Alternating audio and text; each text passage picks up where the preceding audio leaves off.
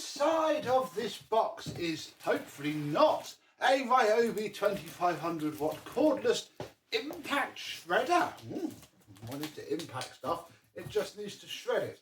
Either way, that is not what is in this box.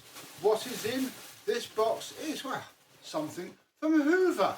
Who better? Let's have a look.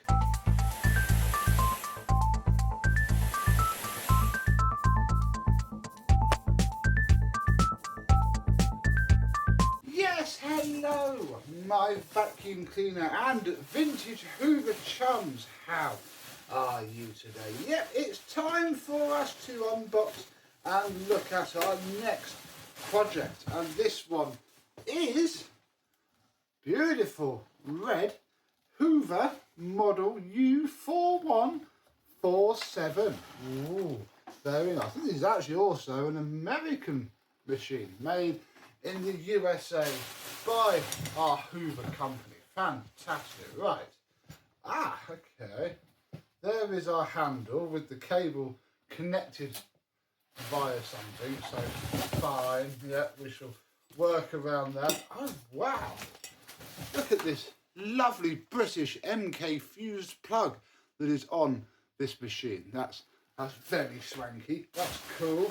So that's there. What else do we have? Well, we have, if I just get rid of all of this packaging for now, a bag, with whatever the heck that is, but a vinyl-esque bag nonetheless, which looks like it, and then a handle. I think that's actually it, isn't it? That was just packaging in there. Fantastic. So, one lovely American Hoover. Let's take a closer look. This is certainly a style that I have seen before, but there's a lot that is different with it. I mean, this way of holding the cable for a start, let's just move that a bit further out of the way. The cable is coming out of the top of the handle bail. I've never seen that before. Usually it comes out there in the middle. The power switch is there in the hood. The Hoover roundel is screen printed onto there. It's all very interesting. There's even, look, a height. Oh wow, a height adjustment window, effectively. That's A, very interesting, B, very scary in a way, because that's going to mean that this machine is going to be quite a bit different, I guess, to what I'm used to. Well, we already know. Wow. So we can have a look at the brush roll. We need to undo a screw. How very strange. Let me just quickly chuck up. There we go. Okay, cool. Wow, how interesting. This is pretty much the same as another American Hoover that we have looked at. Look at the belt. There we go. Yeah, this is literally identical. Very soft bristles, but a quite nice brush roll actually. I don't think that needs painting. 4 wheels, yeah, this is identical to something else which you probably have seen by now. My 110 volt American Hoover. We might have to introduce them and see what the differences might be. This one's also got a loose back. So to be fair, I can strip one, I can strip the other down. This is quite interesting. Unlike the American version of essentially this machine with a different hood, this one has a handle grip, although there is no Hoover logo in the roundel space, but you know, that's definitely the grip for this machine. And then nice metal cord hooks. It's all pretty lovely, really. Right, let us have a look in the bag. See what we have. We have a nice brand new bag. I don't know if this bag, I think it does need washing. Oh, smells like an old tent. That's quite pleasant. Yeah, it's going to need a rinse. Doesn't need much more than that. Just a nice rinse. Our bellows are in good order. We have, oh dear, we have ourselves a stapled together Hoover bag, although in our top fill tube. That's pretty cool. Yeah, right. H2 bag. So, this is probably just going to fire up and work, I really very much hope. So let me get the handles together and we'll turn it on and see how it runs. Okie dokie then, we are together. It is a complete Hoover. Let me just pull the cable through, detangle it, and then I don't know if it's on or off, so hopefully it's off because it's not turned on yet. Let's see what this, and it's effectively Hoover Senior in a plastic chassis. So there's only, but it's an American made one, so I think the motor might be slightly different.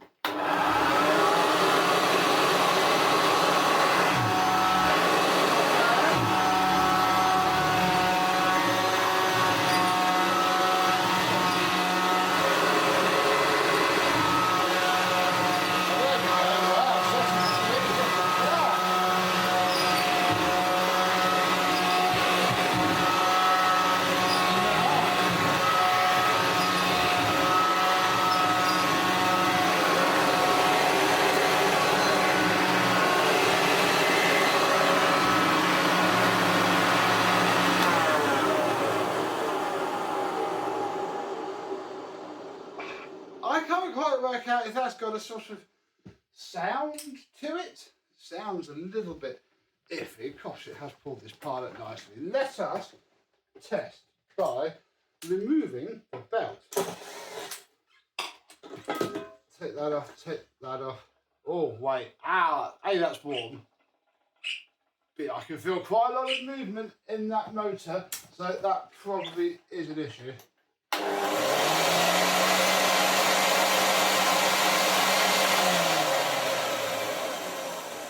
That doesn't sound too bad, but when it's under tension with this belt,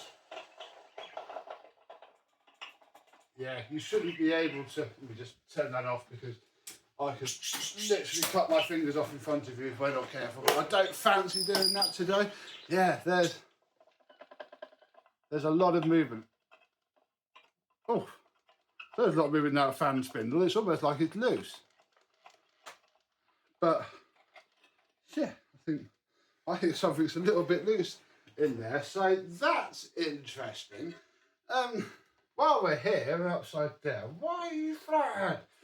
Let's pop the hood off.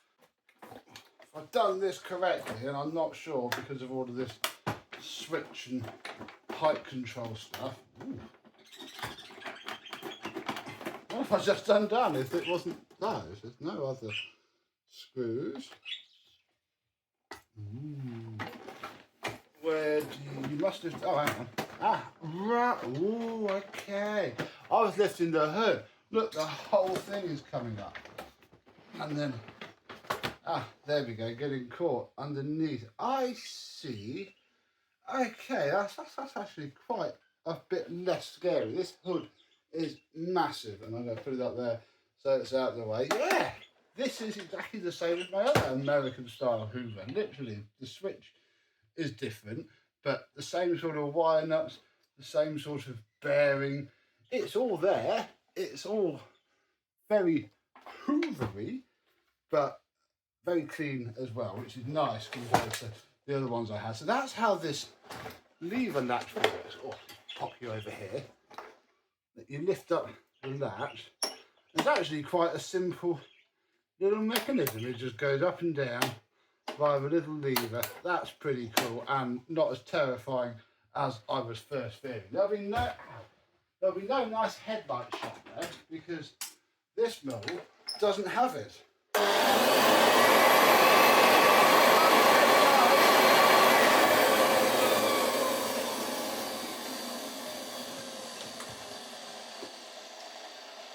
Whatever is loose / wrong, because again, it might not be the bearing, it could just be the belt spindle itself is loose on the threads, but they may as well wait for it to come apart before strip down. I think it's going to be pretty good.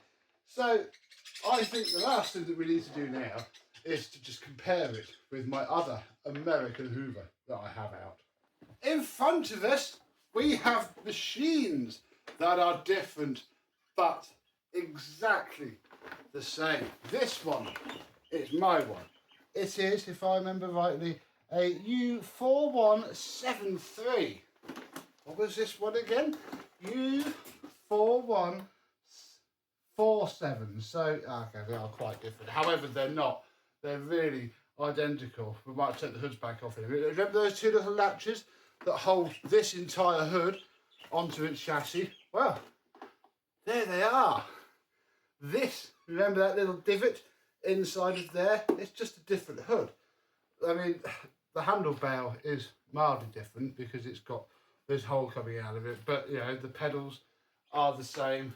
They are pretty much the same machine. They probably ran alongside each other at the same time. It's typical Hoover, to be honest. You know, make as much as you can from the base model. But this one is 110 volts. This one is a true 240 volts that was sold in the UK officially. So let's see how they compare in sound and maybe feel for what is effectively the same machine. Right then, so America versus America, but with the different voltages. Let's see if they sound any different first before we do any vacuuming. So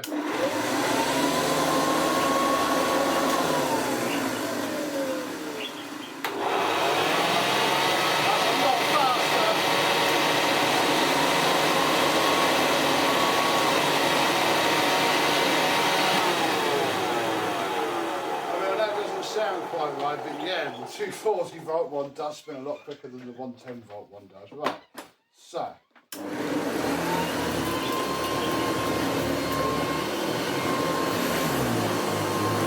very nice. This one feels it's quite dumb really, because it's the same machine as this one, which just feels bigger.